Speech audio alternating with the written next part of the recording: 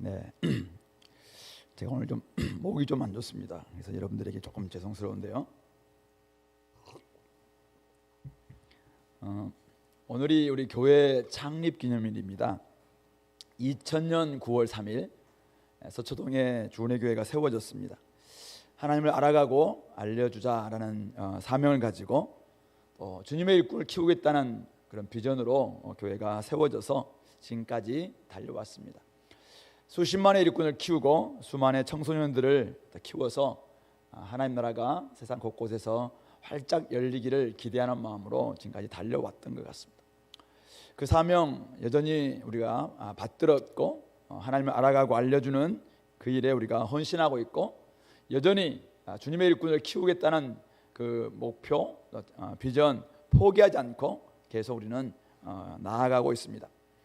오늘 우리는 예수님께서 세우셨던 제자 공동체가 어떤 공동체였는가라는 부분들을 살펴보면서 우리 교회가 앞으로 어떤 공동체, 예수님이 세우셨던 제자 공동체와 우리 공동체가 어떤 부분에서 지금 같이 이렇게 일치하고 있고, 혹시 어떤 부분에서는 좀 약한가, 그렇다면 우리가 회복해야 될 부분은 무엇일까, 이런 것들을 한번 생각해 보면서 또 결단도 하시고 또 새롭게 하는 이런 시간 될 수 있기를 바랍니다.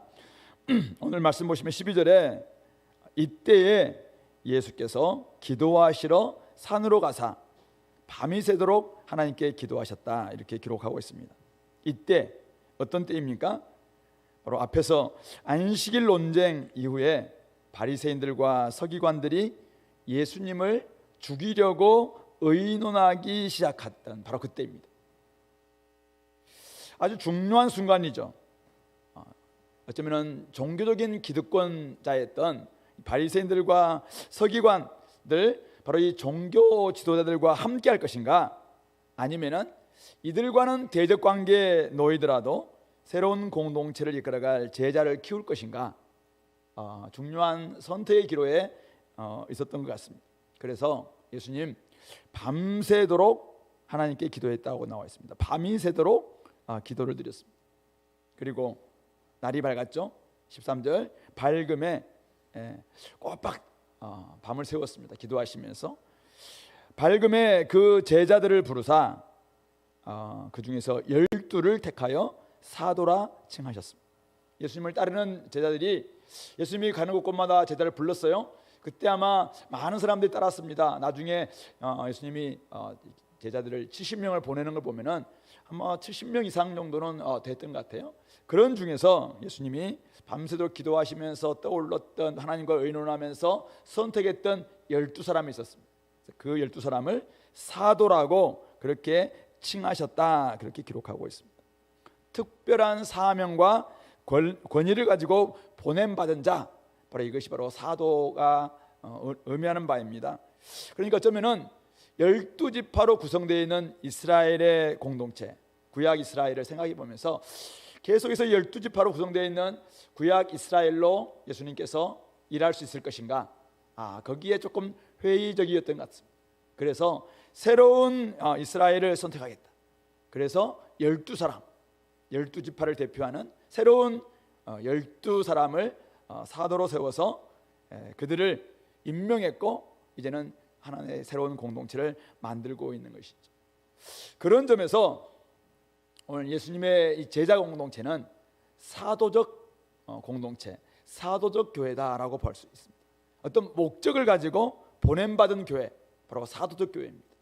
사도와 같이 보냄받아서 특별한 목적과 특별한 사명을 가지고 주님이 주신 권위 가지고 나아가는 그런 교회가 바로 사도적 교회다라고 볼 수 있을 것입니다. 거기에 우리 이제 이름들이 나와 있죠. 12사람의 이름이 14절을 보시면은 곧 베드로라고도 이름을 주신 시몬과 그의 동생 안드레, 그리고 야고보와 요한, 이 세베대의 아들들입니다. 어부들이죠. 야고보와 요한, 그리고 빌립과 그의 친구 바돌로메. 바돌로메란 말은 바돌로메, 아마 톨레미의 아들, 이런 뜻일 것 같은데, 원래 이제 요한복음에서는 나다나엘이라는 이름이 등장하는데 같은 동일 인물이라고 이야기합니다. 빌립과 바돌로메 친구지간이었습니다. 또 마테는 우리 앞에서 봤던 세리, 레위를 가리킵니다. 그래서 마테, 그리고 의심 많았던 도마, 그리고 알페오의 아들 야고보, 그리고 셀롯이라는 시몬. 셀롯 1번 밑에 보시면 열심당원이라고 되어 있잖아요. 어쨌든 당시 로마의 식민지 가운데 있었기 때문에 어쨌든 무장 투쟁을 통해서라도 독립을 쟁취하려고 했던 그런 사람들이 바로 이 셀롯 땅이었는데, 바로 그런 출신의 열심당원이었던 시몬, 그리고 야고보의 아들 유다, 나중에 예수님을 팔게 될 가룟 유다, 이렇게 12사람을 택했습니다. 여기에는 뭐 직업을 본다면은 어부들이 한 7, 8명 될 것 같고요. 그리고 세리도 있었고, 열심당원은 직업은 아니겠지만은 진영을 본다면은 굉장히 좀 혁명적인 그런 그 노선을 가지고 있었던 그런 열심당원도 있었다. 다양한 직업과 다양한 진영, 다양한 기질들. 또 우레의 아들, 나중에 그 요한과 야고보 보면은 사마리아 땅으로 이렇게 지나가려고 할 때 그들이 이제 못 간다고 막았을 때 예수님께 이야기했잖아요. 하늘에서 저 불을 내려서라도 저들이 좀 진멸하시죠. 우레의 아들, 정말 성격이 굉장히 불같았던 요한과 야고보, 이런 사람도 있었고, 또 의심 많았던 도마, 아주 뭐 경험하지 않은 것은 내가 믿지 않겠다, 이런 사람들, 만져보지 않고는 내가 못 믿겠다, 뭐 이런 사람들 있잖아요. 그래서 의심 많았던 도마, 기질도 성격도 다양했다는 걸 알 수 있습니다. 그러니까 이런 사람들을 데리고 오늘 주님께서 새로운 이스라엘을 만들려고 하니까 참 고민스럽지 않았겠습니까? 그래서 어쨌든 부르심에 반응했던 많은 사람들 가운데서 어떤 사람을 택해볼까? 그 중에서 가장 똑똑한 사람을 택해볼까? 아니면은 한 가지 뭐 사람들만 좀 유니크하게 된 사람들만 택할까? 아니면 다양한 사람을 택할까? 굉장히 많이 하나님과 함께 의논하고 논의하고 기도하면서 뭐 했던 것 같아요. 그래서 밤이 새도록 기도할 수밖에 없을 거라고 생각합니다. 예수님은 정기적으로 한적한 곳에 나가셔서 기도하셨습니다. 그리고 때로는 새벽 미명에 나가셔서 늘 기도하시기도 했습니다. 오늘 아주 중요한 날이죠. 이때 특별한 때, 시기, 비전과 전략, 또 사람 일꾼을 세울 거 생각하니까 예수님은 더 많이 기도할 수밖에 없었겠다 생각합니다. 결국은 어떤 공동체를 세울 것인가, 어떤 전략 가지고 나아갈 것인가, 이렇게 생각할 때 기도는 절대적이구나라는 것을 우리 예수님의 모범을 통해서라도 우리가 깨닫게 됩니다. 우리 시대를 바라보면서 저도 참 고민이 많습니다. 이 시대와 세대를 바라보면서 어떻게 우리가 나아가면 좋겠는가, 우리 교회가 어떤 교회가 됐으면 좋겠는가, 저는 늘 좀 고민하면서 사실은 기도합니다. 이 세상을 바라보고 교회 현실을 바라볼 때 어떻게 좀 너무 답답해서 기도하지 않을 수가 없습니다. 그래서 어떨 때는 하나님 앞에 울부짖기도 하고 막 고민을 토로하기도 하고, 이렇게 기도할 수밖에 없는 것이죠. 어떤 사람들이 묻습니다. 목사님, 이제 새로운 시대가 왔는데 우리 교회 어떤 전략과 어떤 비전을 가지고 나아가기를 원하십니까? 이렇게 질문 던진 사람이 있습니다. 저는 같은 비전을 가지고 있습니다. 하나님을 알아가고 알려주는 사명과 주님의 일꾼을 키우겠다. 똑같은 비전, 똑같은 전략, 똑같은 목표를 가지고 나아가는 것입니다. 근데 어떤 주님의 일꾼인가? 오늘 이야기할 때 예수님이 사도적 교회, 사도적 공동체를 만들었던 것처럼 저는 예수님께서 우리에게 주셨던 이 목적 그대로 반영할 수 있는 이런 제자들, 이런 일꾼들을 키웠으면 좋겠다 생각이 듭니다. 그래서 우리가 세 가지 핵심 가치, 어쩌면은 우리 인재상이라고 이야기했어요. 제가 금요일 날 진짜 복음의 일꾼, 구원의 길을 자세히 가르칠 수 있는 복음의 일꾼을 키웠으면 좋겠다. 신구약 66권을 정말 자기를 잘 연구해서 자기를 잘 알 뿐만 아니라 하나님을 알 뿐만 아니라 다른 사람을 가르칠 수 있는 말씀의 일꾼을 키웠으면 좋겠다. 그리고 하나님께서 온 세상을 복음하기를 원하고 천국 하나님 나라가 확장되기를 소망하고 계시는데 그 일에 우리도 일조할 수 있는 선교적인 일꾼이 키웠으면 좋겠다. 이건 어쩌면 사도적 교회가 되는 것입니다. 공동체가 될 때 정말 그런 교회가 되지 않겠는가. 그걸 생각할 때마다 기도가 절실히 필요합니다. 이런 일꾼들이 일어났으면 좋겠다. 많은 일꾼들이 나서 하나님을 알아가고 알려주는 일에 헌신할 수 있었으면 좋겠다. 기도하지 않을 수가 없는 것입니다. 뿐만 아니라 우리 교회 여전히 장소가 우리 건물주를 위해서 사실은 한 달에 너무 많은 돈들을 드리고 있으니까 어떻게 하면 우리 교회도 우리의 건물을 가질 수 있을 것인가. 23주년입니다 오늘. 2년 후 25주년 때는 우리에게 건물이 생길 수 있을까? 확신 있나요? 기도가 필요합니다. 그래서 재정도 필요하지만 기도가 필요합니다. 오늘 2시에 5명의 집사들이 세워질 것입니다. 예, 저희 교회 지금은 393명인가요? 우리 작년부, 청년부, 대학부가 그 정도 돼요. 한 400명은 조금 안 되는 숫자입니다. 그 다음에 다음 세대 우리 아이들이 고등학생과 태어나면서부터 고등학생까지가 163명입니다. 556명, 적지 않은 숫자가 이곳에 있습니다.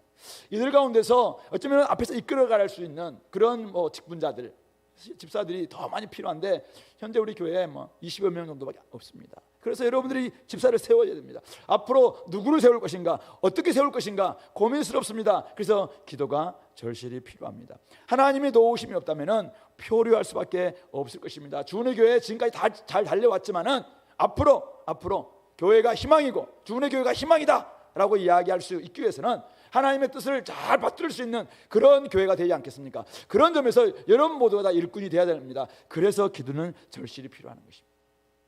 오늘 교회 이 사도들 교회를 세우시는 예수님의 이 모습 보면서 한 3가지 정도 제가 한번 이렇게 깨달음이 있었는데요. 첫 번째는 아까 이야기했던 기도하신 후에 세우셨구나.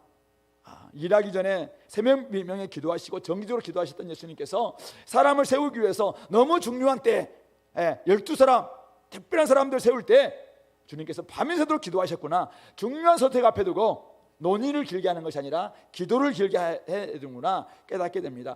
하나님과 충분히 의논하고 하나님의 마음에 맞고 하나님의 비전에 맞추는 이런 작업들이 우리 가운데 더 많이 필요하구나. 그래서 우리 교회가 기도하는 교회이기를 바랍니다. 저희들 기도하고 계십니까?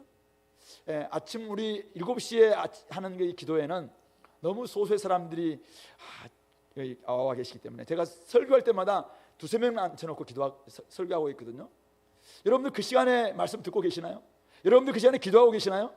혹시 너무 소수의 사람들만 기도하고 있다면 여러분들 우리가 기도하고 있다고 착각할 수 있다고 생각해요. 그런 점에서 우리 교회가 정말 중요한 일을 앞에 두고 있는데 기도하지 않고 있다면 진짜 그런 힘을 잃고 말 것입니다. 그런 점에서 기도하는 교회이기를 바랍니다. 또한 2번째는 예수님께서 비전에 동의하는 사람을 키우셨다라는 생각이 들었습니다. 대적하는 사람들과 논쟁하셨습니다. 받아들이지 않는 사람들과 씨름도 길게 하셨습니다. 그런데 결정적인 순간 그들을 일꾼으로 세우지 않으셨습니다. 아마 이렇게 선택하기까지 굉장히 고심이 많았을 것이고 기도의 결국 부족하지만 연약하지만 안 되는 사람 반대하는 사람 계속 붙잡는 것보다는 동의하는 사람들과 함께 하겠다. 이것이 예수님이 이들을 세우셨던 전략이 아닐까 생각합니다. 비전을 받아들이지 않고 뒤에 있는 사람들은 그냥 마음을 닫고 덤벼드는 사람입니다. 뒤에서 평가하는 사람들이죠. 그런 사람들을 사실은 일꾼으로 세울 수가 없습니다. 그래서 논쟁에 휘말리지 않고 받아들이는 사람이죠. 받아들이는 사람들을 일꾼으로 세워야 됩니다. 그래서 그런 사람들이 비전과 목표에 동의함으로 말미암아 자발적으로 일꾼이 되는 것이죠. 그런 교회가 사실은 하나님께서 기뻐하시는 그 목적에 부합된 그런 교회가 되고 싶고, 저는 일꾼을 세울 때 아주 중요한 포인트라고 생각합니다. 부족할 수 있습니다. 그런데 동의합니다. 제가 부족하지만 함께 하겠습니다. 제가 약하지만 저를 좀 써주십시오. 이렇게 하는 사람들, 그런 사람들과 함께 하는 것이 바로 교회 사역이구나라는 것을 깨닫게 됩니다. 그리고 3번째는 현재 능력보다 가능성과 잠재력을 보고 예수님께서 세우시고 훈련하셨다. 이 중요한 것은 훈련입니다. 예수님께서 기도하시고 최선을 다했지만 나중에 이들 보면은 이들 완벽하지 않았습니다. 베드로 나중에 결정적인 순간 예수님을 3번씩이나 부인했습니다. 가룟 유다 3년 동안 훈련했지만은 사실은 예수님을 팔아넘겼던 사람 아닙니까? 어쩌면은 예수님 주변에 당시에 유대 땅에 그리고 갈릴리의 사마리아에 완성되어 있는 사람이 없었을까요? 굉장히 똑똑하고 막 잘 준비되어 있는 사람들이 없었을까요? 근데 예수님은 완성형을 부르는 것이 아니라 성장 가능성이죠. 미래를 바라보고 기다리고 기도하고 기대하고 그러면서 훈련시키는 것입니다. 계속 훈련시키죠. 그런 사람들을 통해서 주님께서 일하고 있는 것입니다. 부족하지만은 주님께서 주시는 이 말씀, 주님께서 주시는 훈련, 자기가 받아내겠다, 받겠다 이렇게 하죠. 물론 3년 내내 훈련했지만은 참 온전치 못했습니다.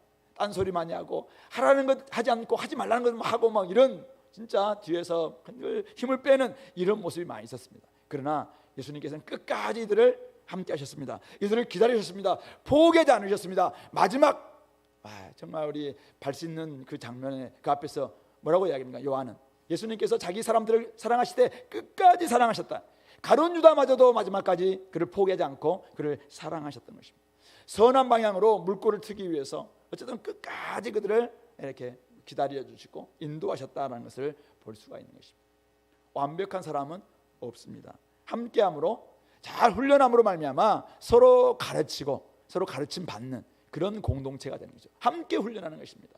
주의 말씀이 우리 가운데 정말 풍성히 임하게 돼서 피차 가르치기를 좋아하는 그런 교회, 그렇게 할 때 우리는 훈련될 수 있는 것입니다. 훈련받지 않으면 성장도 없습니다. 여러분들이 아무리 성장 가능성이 있어도 여러분들이 훈련되지 않는다면, 주님이 가르치기를 원하시는데 그 가르침을 받지 않는다면 우리는 그냥 그 자리에 머물 수밖에 없습니다. 가능성은 있었는데 그냥 훈련이 없었어요. 그러면은 그냥 낮은 대로 임하는 거죠. 낮은 가운데서 그냥 살아갈 수밖에 없는 것이죠. 그런 점에서 주님과 함께 주님께서 인도하시는 대로 따라가고 훈련시키는 대로 훈련받고 그러면서 성숙해지고 점점 완성되어서 나중에는 그리스도의 장성한 분량이 충만한 데까지 바로 예수님을 닮은 그런 모습으로, 이게 바로 경건이죠. 경건의 능력이 드러나는 이런 모습으로까지 성장하는, 바로 그것을 기대하시면서 예수님이 이들을 훈련시키셨구나. 나중에 성령 받고 난 다음에 사도행전 보면은 이들이 완전히 바뀌게 되잖아요. 그때까지 주님께서는 기다리시면서 훈련하고 계시는 것이죠. 그런 점에서 우리가 사도적 교회, 사도적 공동체가 되기 위해서는 이렇게 주님의 꼬두와 딱 맞고 주님께서 이끄시는 대로 따라가는 그런 공동체 될 수 있기를 바랍니다. 두 번째로 오늘 예수님께서 이제 그들과 함께 내려옵니다. 산에서 내려오셔서 평지에 서셨습니다. 평지에 서셨는데 그 제자의 많은 무리와 예수의 말씀도 듣고 병 고침을 받으려고 유대 또 예루살렘 두로 시돈 해안으로부터 온 많은 백성들도 그곳에 있었습니다. 그러니까 이곳에는 세 부류의 사람들이 모여 있는 것이죠. 예수님과 12 제자들, 핵심 그룹들입니다. 그리고 예수님을 따르고 있었던 많은 제자의 무리들 70여 명 이상 되는 그런 사람들이 있었습니다. 그리고 예수의 말씀도 듣고 뿐만 아니라 병 고침도 받고 싶어서 모였던 많은 백성들, 무리들이라고 이야기할 수 있겠죠. 제자들과 무리들, 우리들로, 제자들은 우리가 포함되어 있으니까 우리들과 무리들, 이런 사람들이 아마 이곳에 모여 있는 것이죠. 이럴 때 어떤 일이 벌어집니까? 18절, 더러운 귀신에게 고난받는 자들도 고침을 받았습니다. 그리고 19절에서는 온 무리가 예수를 만지려고 힘을 막 씁니다. 왜냐하면 능력이 예수님께로부터 나와서 모든 사람을 낫게 하기 때문에 그렇다고 이야기하고 있습니다. 중요한 것은 이들이 굉장히 많은 문제를 가지고, 영적인 문제, 육적인 문제, 정서적인 문제, 다양한 문제를 가지고 나왔는데, 그래서 나와서 예수님을 만지려고 막 애를 쓰고 있는데 예수님께서 그들을 외면하지 않으셨다는 것이죠. 그렇습니다. 귀신에게 고난받는 자들은 고침받았습니다. 병을 가진 사람들은 나음을 입었습니다. 그들에게 예수님은 복음 그 자체였습니다. 그래서 그들은 어쨌든 능력이 예수님께 있으니까 예수님을 만지려고 애를 씁니다. 예수님은 그들에게 만지로 허락해 주셨고 그런 일들이 벌어졌습니다. 자, 두 번째, 제자 공동체가 한 일이 뭘까요? 제자 공동체는 사실은 능력이 사실은 별로 없죠. 아까 우리 봤습니다. 면면을 봤지만은 아직 완성형도 아니고 성장형입니다. 잠재력 가지고 있지만은 여전히 사실은 어떤 능력이 있는 사람들이 아니에요, 지금은. 그런데 그들에게 누가 있어요? 예수님이 있습니다. 그래서 결국 제자들의 위치는 어딘가? 예수님과 세상, 예수님과 무리들 중간에 서서 예수님을 만나게 해주는 역할, 이것이 바로 제자 공동체가 사실은 있었던 위치이자 존재 이유가 아닌가. 오늘 우리 교회가 여기에 있는 이유가, 여기에 있는 사명, 존재 목적 무엇입니까? 우리에게는 능력이 부족합니다. 우리는 고칠 수 있는 능력도 없고, 누구를 구원할 수 있는 능력도 없고, 누구에게 생명을 선물해 줄 수 있는 능력도 없습니다. 그러나 주님께서는 그 능력을 가지고 계십니다. 그래서 우리는 우리 가운데 주님이 계시도록 늘 모실 뿐만 아니라 어떻게 하든지 세상이, 무리들이 문제를 가지고 있고 정서적인 문제, 또 육체적인 문제, 영적인 문제를 가지고 있는 수많은 사람들, 이 땅에 있는 많은 사람들이 어떻게든 예수님을 만나게 해주도록, 만날 수 있도록 알려주고 도와주고 다리가 되어주는 그 역할을 우리가 감당하는 것입니다.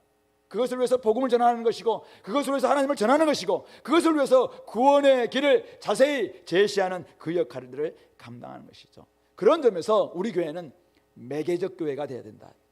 우리는 부족합니다. 우리는 가진 게 별로 없습니다. 그러나 우리는 예수님과 세상을, 예수님과 우리 친구들을, 예수님과 무리들을 만나게 해주는 매개적 교회, 에이전시다. 에이전시.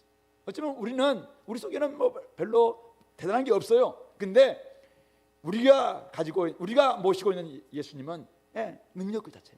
그리고 그분은 사람들을 외면하지 않으세요. 그래서 그분을 만나게 해줄 수 있는 이 매개적 교회로서의 역할들을 감당할 수 있다면 우리는 존재 목적을 충분히 감당하고 있는 것입니다. 세상에는 인간적인 필요를 가진 사람들로 가득 차 있습니다. 외롭고 건강을 잃고 깨어져 있고 이런 사람들 천지입니다. 옛날에 뭐 응팔인가 어디에도 뭡니까 뭐 미친놈 세상 삐까리다 뭐 이런 뭐 천지 삐까리다 뭐 이렇게 한 것처럼 세상에는 온갖 외로운 사람들, 가난한 사람들, 힘든 사람들, 건강 잃은 사람들, 깨어진 사람들, 천지 삐까리입니다. 온 천지에 다 그런 사람 천지입니다. 이런 사람들 어떻게 됩니까? 따뜻한 가정, 깨어진 가정이 온전한 공동체를 만들어줄 수 있도록 도와줘야 됩니다. 그들 도와주는데 그들이 진짜 근원적이고 근본적인 이유가 무엇인가요? 하나님이 없기 때문이죠. 하나님만으로 채워야 될 그 공간이 비어있기 때문에 다른 것으로 아무리 채워도 채워지지 않는 그 공허함이 있어서 외롭고 또 건강을 잃기도 하고 깨어지고 아파하고 지금 갈등하고 뭐 이런 모습인 것이죠.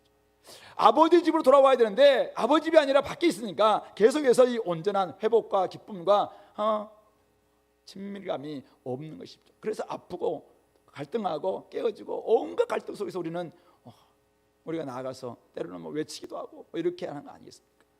그런 점에서는 예수님께서 이 땅에 교회를 세우실 때 어떤 공동체가 되기를 원하시면서 세상에 두셨을까?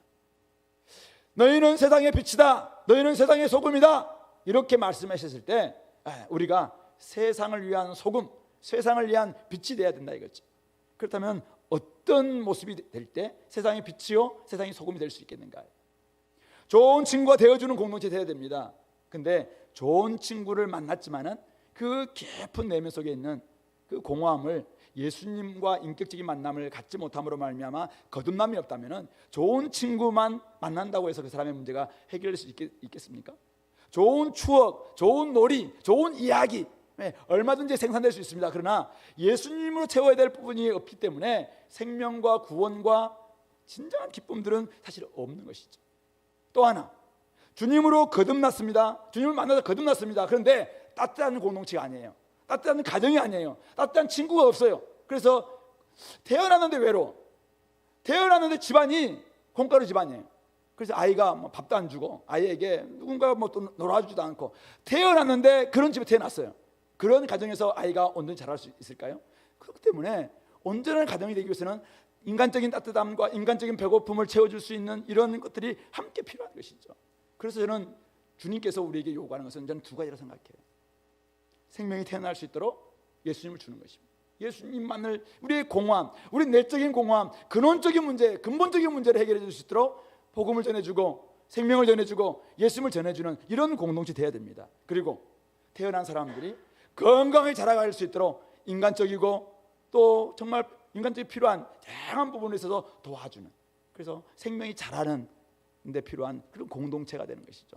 생명이 자라고 건강하게 먹고 마실 수 있도록 그런 친밀한 공동체가 되어주는 것, 이것이 오늘 주님께서 우리에게 기대하시는 바가 아닐까 생각을 합니다. 매개적 교회는 결국 그것입니다. 때로는 우리가 어떤 사람들은 그냥 전공법을 택할 겁니다. 예수님은 여러분들의 삶의 근본적인 이유입니다. 예수님은 여러분들에게 진짜 소망입니다. 예수님을 딱 전하는 전공법을 택한 사람도 있어요. 잘하는 일입니다. 그러나 때로는 사람들이 전공법으로 잘 모를 수가 있어요. 그럴 때는 돌아서 가야 되죠. 그래서 우리가 그들에게 친구가 되어줍니다. 우리가 그들에게 먹을 걸 줍니다. 우리가 그들에게 놀아줍니다. 우리가 그들에게 정서적인 힘듦들을 다 채워줍니다. 그러면서 내가 이렇게 하는 이유는 내 속에 계시는 예수님 때문이다라고 돌아서 나아가는 것이죠. 저는 매개적 교회는 다양한 방식으로 취할 수 있다고 생각합니다. 그런 점에서 우리 공동체는 진짜 생명이 탄생할 수 있도록 만들어줄 수 있는 이 복음, 예수님, 이분을 반드시 우리 소유하는, 그래서 전하는 그런 공동체뿐만 아니라 태어난 생명들이 이곳에서 자라날 수 있도록 따뜻한 공동체, 잘 놀아주고 잘 먹어주고 잘 또 이야기해주고 그런 공동체, 그렇게 될 때 이곳에서 생명은 점점 자라나게 될 것입니다. 그런 점에서 저는 우리 교회가 조금 더 역동적이었으면 좋겠습니다. 복음을 전하는데 조금 역동성이 있었으면 좋겠습니다. 다양한 다이나믹이 우리 가운데 있었으면 좋겠습니다. 하나의 방식만 너무 택하지 마시고 다양한 모습 속에서 정말 새롭게 한번 일봤으면 좋겠습니다. 어제 우리 LTC 하는데 앞으로 어떤 꿈을 가지고 있냐라고 잠시 이렇게 물어봤어요. 제가 지금까지 LTC를 많이 해봤는데 한 번도 듣지 못했던 막 이런 이야기들이 나오는데 가슴이 제가 막 이렇게 뜨거워졌습니다. 야, 이분들과 함께 뭐가 될 수도 있겠네, 이런 생각이 들었습니다. 앞으로 이런 꿈이 있다, 이런 공동체 만들고 싶다, 이런 자기의 꿈이 있다. 그걸 통해서 우리 속에 계시는 예수님을 정말 전하는 것입니다. 복음이 전해지는 곳에서 막 역동이 살아나는 공동체가 된다면은 저는 교회가 희망이다라는 말에 어느 정도 많은 사람들이 거기에 수긍하게 될 것이고 돌아오지 않겠나, 그런 생각이 듭니다. 단조로운 삶이 조금은 더 풍성함을 얻을 수 있도록 우리가 그런 매개적 교회가 되되 좀 더 역동성을 회복할 수 있는 우리 공동체 되어서 이곳에 오는 사람들이, 어떤 사람들은 귀신 들렸던 사람들이 귀신을 낫기도 하고, 어떤 사람들이 진짜 너무나 외로웠던 사람들이 외로움을 그냥 체험받고 진짜 친구가 되었다고, 친구를 만났다라고 고백하는 이런 사람도 나오기도 하고, 이곳에서 정말 아름다운 이야기, 아름다운 추억을 만들어서 너무너무 행복하다, 돌아보면 내가 가장 행복했던 때가 바로 그 시절이다라고 이야기할 수 있는 그런 공동체죠. 그런 곳에서 예수님이 너희들은 왜 내가 없냐 이렇게 하실까요? 저는 그렇지 않다고 생각합니다. 우리 속에 계신 예수님은 충분히 그것까지도 용납하실 수 있습니다. 그런 점에서 여러분들이 좀 더 풍성함을 가지고 나아갈 수 있는 그런 우리 교회가 될 수 있기를 간절히 소망합니다. 마지막으로 20절부터 26절에서는 제자들을 향해서 복과 화가 무엇인지를 좀 선언하는 것이죠. 그러면서 하나님 나라를 복으로 선택하는 사람들이 진짜 제자들이다라는 것을 보여주고 있죠. 하나님의 나라를 복으로 선택한 교회, 하나님의 나라를 복으로 선택한 교회, 하나복 교회, 하나복 이런인데 하나님의 나라를 복으로 선택한 공동체, 이것이 바로 오늘 이 20절부터 26절에서 이야기하는 바가 아닌가 생각합니다. 마태복음 5장부터 7장에 나와 있는 산상수훈과 비교해서 어떤 사람들은 평지설교다 이렇게 이야기를 합니다. 49절까지 계속 이어지는데요, 첫 번째 내용이 오늘 나와 있는 누가 복받은 사람이고 누가 저주받은 사람인가, 화했는가, 그 이야기를 하고 있습니다. 20절 이렇게 이야기합니다. 너희 가난한 자는 복이 있나니 하나님의 나라가 너희 것입니다. 중요한 단어가 뭐예요? 하나님 나라가 너희 것입니다. 하나님 나라가 너희 것이다. 천국이 너희 것이다. 중요합니다. 그런데 누구에게 해당되는 것이죠? 가난한 자가 중요합니까? 너희가 중요합니까?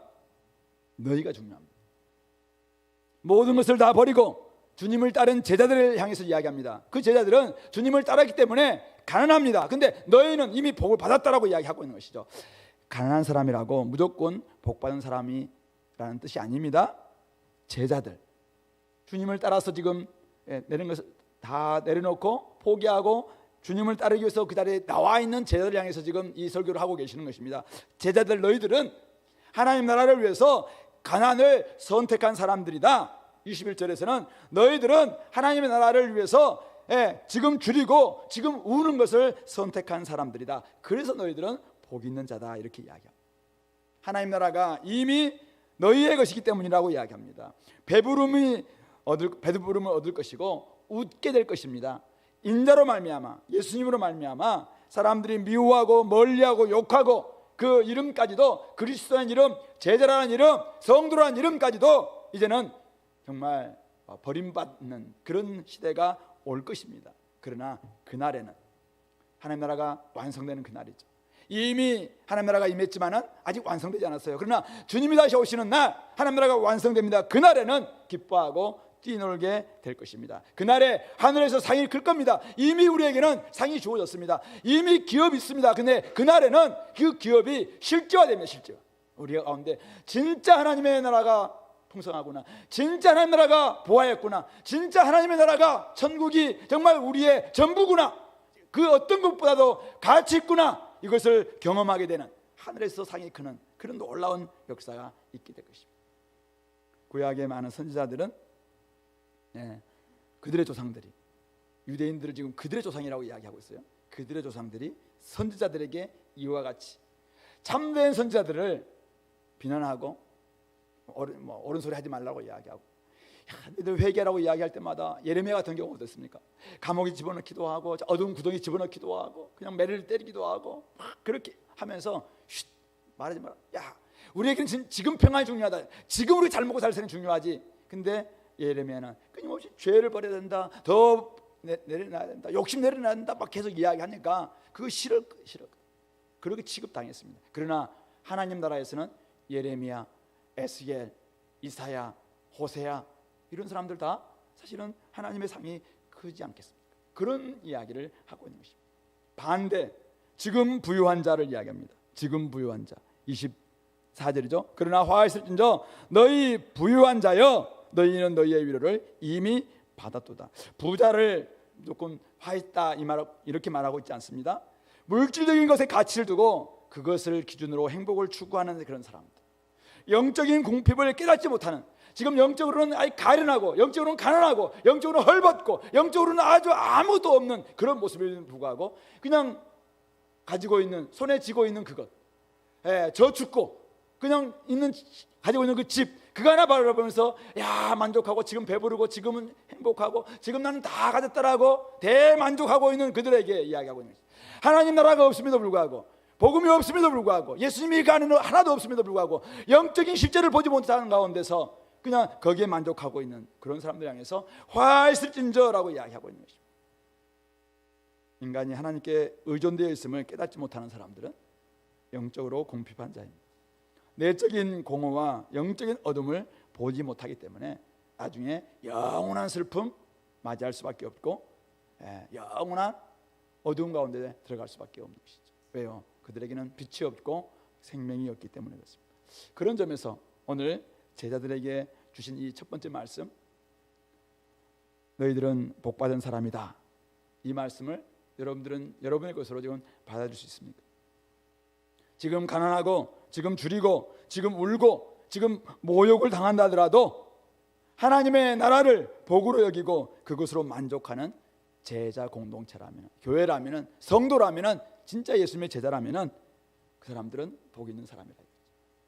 하늘의 신령한 복과 하늘의 복과 또 나중에 얻을 진짜 복, 그것을 생각하면서 지금 있는 것들을 조금 덜 중요한 것으로 그냥 우선순위를 내려놓고 가치 부여를 더 내려놓는 이런 사람들, 그런 사람들은 진짜 복 있는 사람이죠. 하나님의 나라를 복으로 선택한 그런 사람들이 진짜 복된 사람이라고 이야기하고 있는 것이죠. 그런 점에서 지금 줄이고 가난하고 울고 있습니까? 그 이유가 하나님 때문인가요? 그 이유가 천국 때문인가요? 그 이유가 여러분들이 선택한 하나님의 나라와 의와 또 다른 사람들을 섬기기 위한 그 이유 때문인가요? 그것으로 천국을 얻었고 그것으로 예수님을 만났고 그것으로 인해서 여러분들이 구원과 생명을 얻었다면 여러분들이 이미 복받은 사람들입니다. 믿습니까? 그러나 지금 부유함을 선택하기 위해서, 지금 배부름과 지금 만족과 지금 웃음과 지금 기쁨을 선택하기 위해서 그냥 예수님도 내려놓고 다른 사람의 섬김도 내려놓고 다른 사람들을 위해서 헌신하는 손해보는 것도 내려놓고 그것을 내려놓고 자꾸 지금 있는 것에만 대만족을 꿈꾸고 있다면 그것은 올바른 선택인지 스스로를 한번 돌아보라 이것입니다. 그들에게 찾아올 미래는 긴 고난, 긴 어두움, 긴 그것도 영원한 죽음일 수 있기 때문에 그런 부분들 한번 돌아보라, 그렇게 말씀하고 있는 것입니다. 진리의 편에 선 참 선지자들, 아까 이야기했던 그런 선지자들은 이 땅에서 참 가난했고 헐벗었고 눈물 많이 흘렸고 어려웠습니다. 그러나 주님께서 그들을 책임져 주셨습니다. 제자들도 마찬가지입니다. 주님을 따르는 길에 가난하고 줄이고 울었습니다. 그거 자체를 좋아하는 사람은 없습니다. 그것 자체를 좋아하는 사람은 없습니다. 그러나 주님을 따라가다 보니까, 다른 사람들을 섬기다 보니까, 다른 사람들을 위해서 손해보다 보니까 그런 길을 당연한 것으로 선택한 것입니다. 저는 우리 교회가 하나님 나라를 위해서 지금 가난, 지금 고난, 지금 환난, 지금 어려움, 이것을 선택하는, 그렇다고 해서 무조건 가난해라 이 말은 아니에요. 근데 더 중요한 것을 위해서 한번 선택할 수 있는 그 가능성이 있냐, 그런 사람들이 저는 하나님 나라가 복이다라고 말할 수 있는 사람들. 무조건 돈도 다 버리라 이 말은 아니에요. 그러나 진짜 더 중요한 하나님 나라와 그 일을 위해서, 주님을 위해서 내가 다른 대우받기를 결단하는 거예요. 다른 사람들의 생활 방식이 아니라 주님께서 원하시는 생활 방식, 주님께서 기대하시는 그 윤리, 이것을 내가 취하기로 결단하는 그것 때문에 다른 대우, 꼭 그렇게, 아까 우리 찬양했던 거죠. 남들은 꼭 그렇게 그런 길을 가야 되냐? 꼭 그렇게 힘들게 살아야 되냐? 이런 취급 당할 수 있어요. 근데 그것 때문에라도 하나님 나라가 너무 중요하니까, 다른 사람을 살리는 일이 너무 중요하니까 나는 이것을 선택하겠습니다. 이런 교회, 이것이 바로 하나님의 나라를 복으로 선택한 공동체이자 교회가 아닐까 생각합니다. 제가 이 말씀을 묵상하다가 제가 오늘 정치 이야기를 여러분들 하려고 하는 거 아니에요. 오늘날 일어나고 있는 온갖 일들이 많았는데, 그런 이야기 중에서 제가 해병대원 한 사람을 위해서, 해병대원 한 사람의 죽음을 헛되이 만들지 않기 위해서 자기는 어떤 취급을 당해도 된다, 이렇게 이야기했다고 하는 그 해병대 수사단장, 전 수사단장 박모 대령님, 그분이 생각이 났습니다. 저는 그 안에 있는 진실이 뭔지 잘 모릅니다. 그분이 항명죄인지 항명수괴죄인지 그게 뭔지도 정확히 잘 모릅니다. 근데 그분이 대령이면 별 달 수 있는 사람입니다. 그리고 그의 아들은 육군사관학교 생도라고 하더라고요. 야, 저렇게까지 하면서 꼭 저렇게 하나? 나라면 저렇게 할 수 있을까? 근데 그렇게 하는 이유가, 자기는 어떤 취급 당해도 되는데 자기의 부하였던, 어쩌면 해병대, 저 해병대 별로 안 좋아합니다. 근데 해병대원 한 사람의 죽음이 그렇게 헛돼서 되겠냐? 그것을 위해서 자기는 내가 어떤 취급 당해도 됩니다. 구속 당해도 됩니다. 이렇게 하면 들어갔다는 거예요. 그래서 와, 저분은 도대체 뭐냐? 복음을 위해서 지금을 견디는 거죠. 오늘 우리가 가야 될 길은 주님 나라를 위해서 지금 고난을 선택하는 것입니다. 이것이 바로 오늘 주님께서 말씀하고 있는 하나님의 나라를 복으로 선택한 공동체 모습이 아닐까 생각합니다. 지금 여기서 어떤 대접을 받고 있느냐가 나중을 결정할 줄 알기 바랍니다. 주님 때문에 지금 배고픕니까? 주님 때문에 지금 울고 계십니까? 주님 나라를 위해서 지금 가난하십니까? 그렇다면은 그 자체가 이미 복인 줄 아시고 나중에 주님께서 회복해 주실 그날을 소망할 수 있습니다. 그날에는 기뻐하고 뛰놀 수 있음을 꼭 믿기 바랍니다. 분명히 그렇습니다. 지금 하나님 나라와 복음을 위해서 살고자 하는 사람들이 얼마나 됩니까? 근데 우리 주님께서 이곳에 우리 주은의 교회를 세워주셨습니다. 2000년 9월 3일 23년 전에 이곳에 우리 주은의 교회를 세워주셨습니다. 그러더니 우리 교회를 생일날 주님이 묻습니다. 너희들은, 주은의 교회 너희들은 어떤 길을 가기를 원하냐? 지금 울고, 지금 배고프고, 지금 애통하고 한 달째라도 여전히 그 하나님의 나라, 하나님의 그 복음, 주님 나라, 그 생명을 위해서, 한 사람을 더 얻기 위해서 그 길을 걷기를 원하는가? 아니면은 중요한 줄 알겠지만 지금 내가 좀 배고야 불러야 되겠고, 지금 내가 조금 더 만족해야 되겠고, 지금 내가 좀 더 웃어야 되겠고, 그래서 그 일은 다음으로 미루고 다른 사람에게 좀 미루고 손해 보기보다는 조금 더 손해 안 보이는 길을 좀 택하고 이렇게 자꾸 한다면은 주님께서 우리 교회를 기뻐하실까 이런 생각이 좀 드는 것입니다. 그런 점에서 오늘 여기에 모여 있는 우리 모든 우리 식구들은 오늘 주님께서 세우셨던 사도들 교회, 매개적 교회, 하나복 교회, 하나님 나라를 복으로 선택한 교회, 이런 교회가 됐던 것처럼 우리도 그런 모습으로 좀 되기 위해서 분투하시고 또 힘쓰시고 함께 기도하고 함께 나아갈 수 있는 우리 공동체가 될 수 있기를 소망합니다. 같이 한번 기도할까요? 오늘 말씀을 좀 기억하시면서 여러분이 주셨던 메시지가 무엇인가요? 여러분들이 주셨던 하나님의 깨달음이 무엇입니까? 그거 가지고 이 시간에 같이 한번 기도하겠습니다.